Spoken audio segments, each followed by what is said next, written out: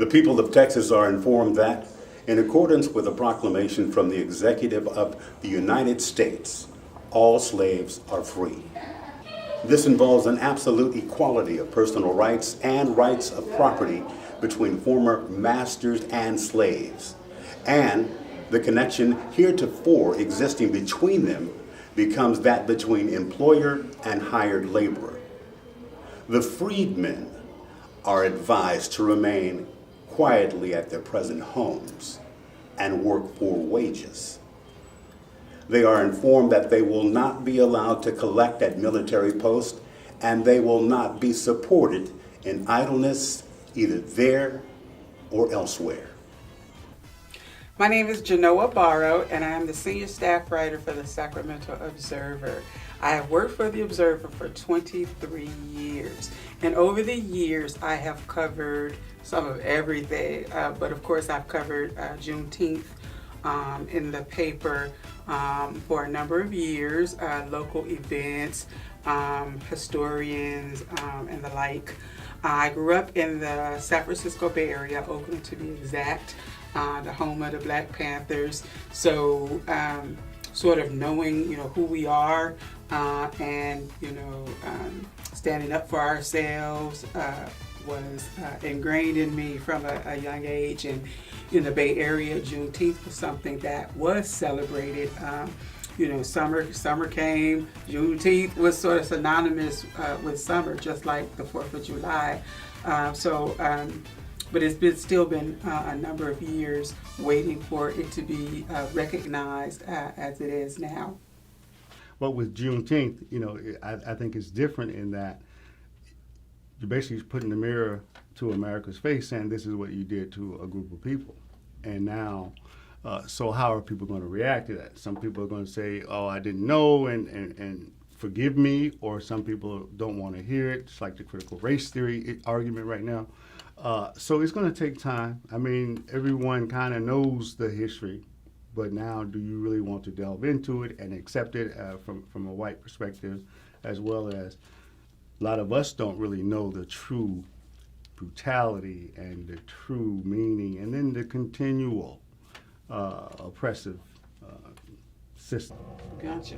So I'm going to ask you what Juneteenth means to you. Did you celebrate Juneteenth in your household? If so, where did that start? If not, Strangely enough, I'm from Norfolk, Virginia. Born in Norfolk, Virginia. Knew nothing about Juneteenth living in the South. My mother moved us from Norfolk, Virginia to Anchorage, Alaska.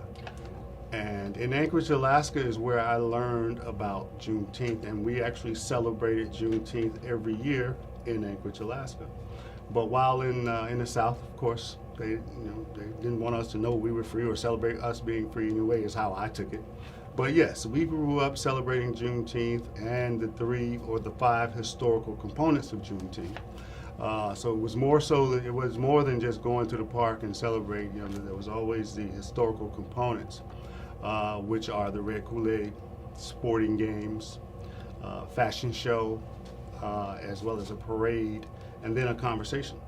Because unfortunately, the conversations back then dealt more with, have you seen my children, as people are being sold off and so forth. So it was always important for everyone to get together and try to have you seen my family members, because sold and bought all the time. So here in Sacramento, we always celebrated with the 5 principles of Juneteenth, and not just a party.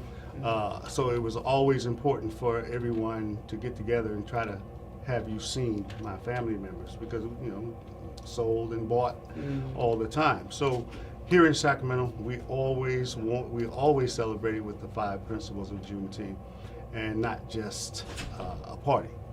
Now, did you ever, having put on Juneteenth even before when you were with the Visitors Bureau, did you ever face any backlash on wanting to host Juneteenth here in the capital city, where people say we're progressive, but sometimes you wonder?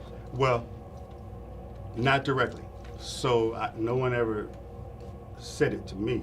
It's not given the same funding or precedence as Cinco de Mayo, what's the Irish Day or whatever they call it, St. Patrick's Day. Matter of fact, it was my job to it was my job to support these cultural festivals. I was writing checks for some of these festivals myself out of my department, and then when it was time for me to ask the city to give me $50,000.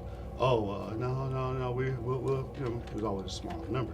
So I know how the process works. So, you go in, you get the city council to approve $50,000 to support the Irish Festival, because we're supposedly bringing in hotel rooms and economic impact is the name of the game. So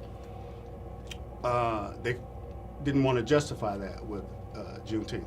And, part of my strategy was to develop a national draw too. So that's part of, it's part of the deal too. So to answer your question, yes, it was a little harder, but at the same time, I had to build up us so that we could present ourselves as a viable audience to warrant these dollars. 2022. Well, what does freedom mean?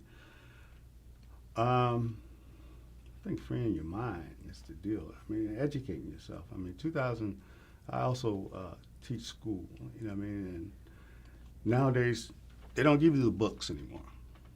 So now I'm like, how do you go to school and not get books to where you take books home? It's all a copy of this, copy of that. So it's hard to really grasp the stories when you just read it on a piece of paper and answer the questions. So the history of Juneteenth and of black folks, I think we need to educate ourselves and stop being told what our story is and kind of educate ourselves and find out our story. And then not our, but your story is part of that too.